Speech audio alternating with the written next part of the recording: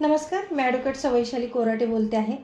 मी आपल्याला आज जमिनीचे 4 मुख्य कायदे कोणते याबद्दल थोडक्यात कायदेशीर माहिती सांगणार आहे। व्हिडिओ पूर्ण लक्ष देऊन नीट ऐका। जमीन खरेदी विक्री, वारसा, भाडेकरू हक्क किंवा शेती व्यवहार करताना हे कायदे माहीत असणे अत्यंत आवश्यक आहे। ही माहिती आपल्याला असलीच पाहिजे।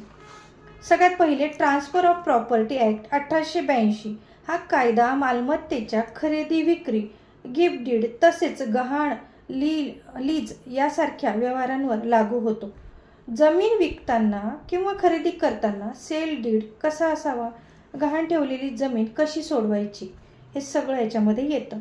भाडेपट्टा कसा वैध ठरतो, हे सर्व या कायद्याअंतर्गत येत असतं।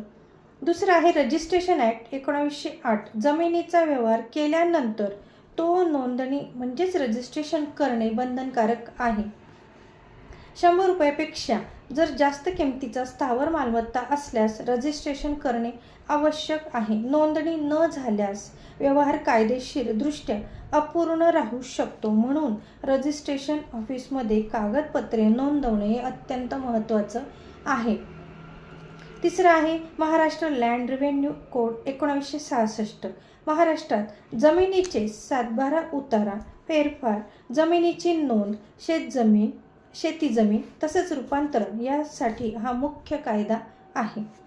सातबारा उतार्यावर नाव कसे टाकायचे, वारस नोंदणी कशी करायची, जमीन शेतीवरून नॉन ॲग्रिकल्चर म्हणजेच NA कशी करायची, हे सर्व या कायद्याच्या अंतर्गत नियंत्रित होते।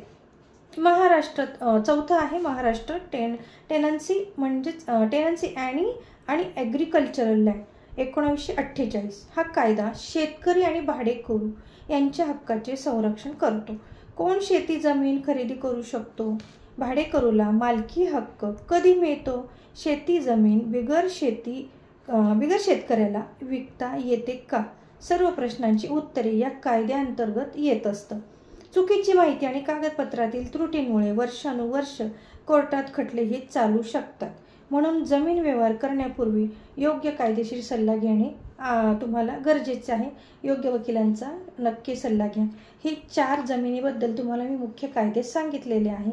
नीट व्यवस्थित त्याचा व्हिडिओ पूर्ण ऐका आणि त्या पद्धतीने तुम्ही तुमच्या जमिनीबद्दल व्यवहार करा।